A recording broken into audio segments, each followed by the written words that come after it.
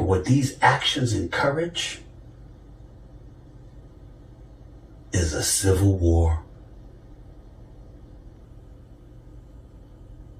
Is a civil war. And when you do things like this to snub folks' history in their face in such a way that so grossly affects and offends them, you're inviting a civil war.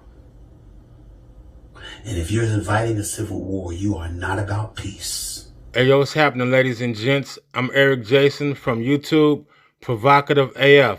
Thanks for joining me. I got to give a special shout out today to Stephen A. Smith. That boy brought it. I don't always agree with him, but when I do, it's Dos Equis. Stay thirsty, my friends. 100. I was checking out his podcast earlier to get the latest updates on sports, politics, or whatever, when I saw this disgust in his face and voice. Now I'm curious as in who and what he was talking about. Turns out he was laying it into two vaginas, no condom at all. Both were vanilla, one a brunette, the other likes to go by the silver emasculated vibrator. Ron DeSantis and Mike Pence. Here's more. What bothers me about DeSantis and Pence in this particular situation, where they're speaking in North Carolina at the GOP state convention June 9th and 10th, and DeSantis sits there and declares at the convention it's an iconic name, talking about Fort Bragg, which was changed to Fort Liberty in the aftermath of the George Floyd murder and the riots that took place and the protests that took place in the streets throughout America. DeSantis said, and DeSantis sits there and declares at the convention it's an iconic name, talking about Fort Bragg, which was changed to Fort Liberty in the aftermath of the George Floyd murder and the riots that took place and the protests that took place in the streets throughout America. DeSantis says it's an iconic name, an iconic base, and we're not going to let political correctness run amok in North Carolina. At that same gathering, former Vice President Mike Pence pledged a day later, we will end the political correctness in the hallways of the Pentagon in North Carolina. Ladies and gentlemen, they're talking about changing the military base back to Fort Bragg. Well, who's Fort Bragg? Bragg graduated from West Point, served in the U.S. military at one point, but by the time of the Civil War, he owned a Louisiana sugar plantation and had 105 enslaved people.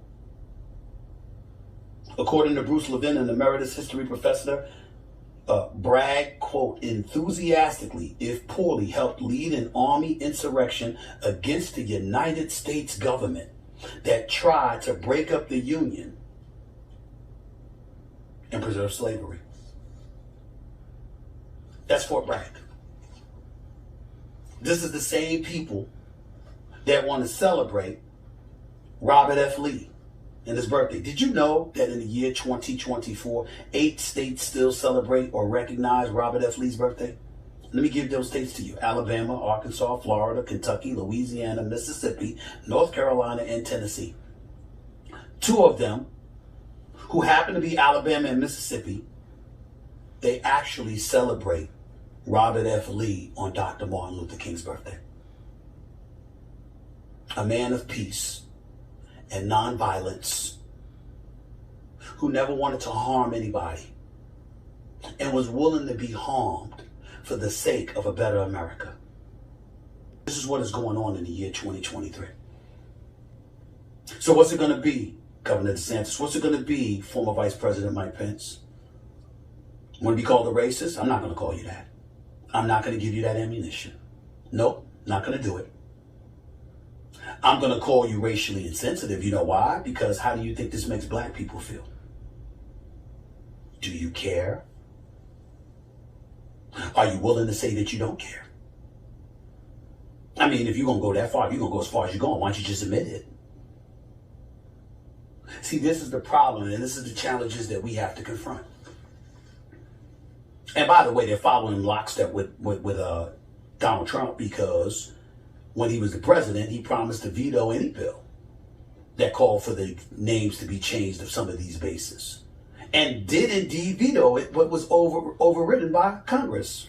Hey, yo, Stephen A., check this out, man. Donald Trump vetoed that bill because he knew Congress was going to override it anyway. But his work was done, though, man. He got the message out to his core group of Americans that sees him as a god. 100. I got a question for y'all. What the is wrong with y'all, man? I mean, this country has never put an end to racism. They literally just made it a crime to stop lynching black people, right? Right. They have guys in position of power portraying to be Christians till a few skeletons fall out of their closet, right? Right. Turns out they the pedophiles and sexual deviants who have the nerve to wake up one morning, ran out of Viagra, couldn't get an erection, so they decide to take away and take control of a woman's bodily autonomy. To take away a woman's bodily autonomy.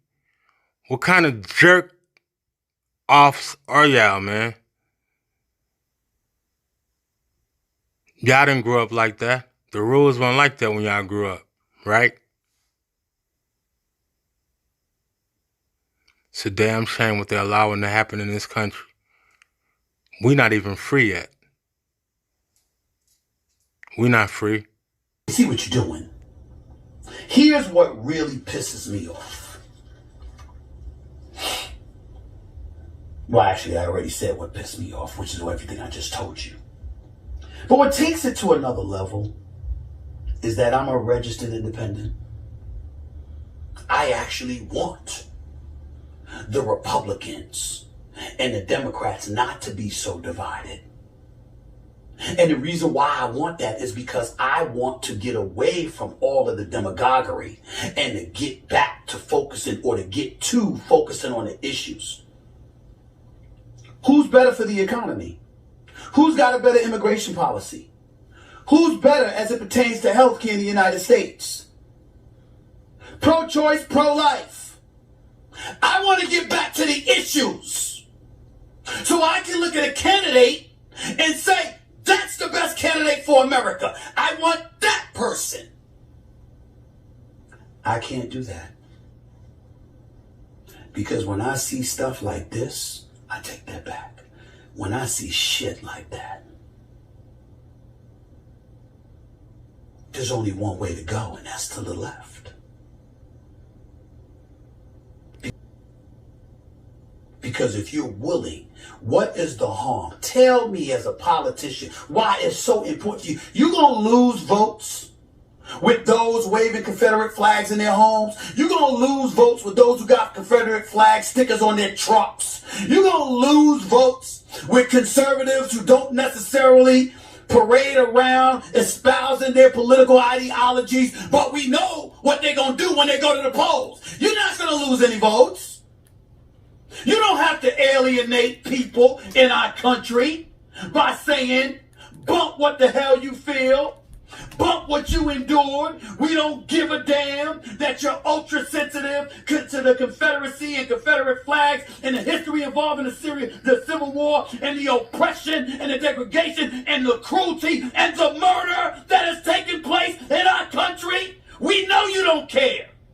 We got it. This may secure Pence and DeSantis' base. But what you're doing by engaging in these acts, which will curry you no more votes, those who are going to vote for you are going to vote for you anyway. And those who are not, won't. But what these actions encourage is a civil war. And when you do things like this to snub folks' history in their face in such a way that so grossly affects and offends them, you're inviting a civil war. And if you're inviting a civil war, you are not about peace. And you certainly are not about what's in the best interest of the United States of America.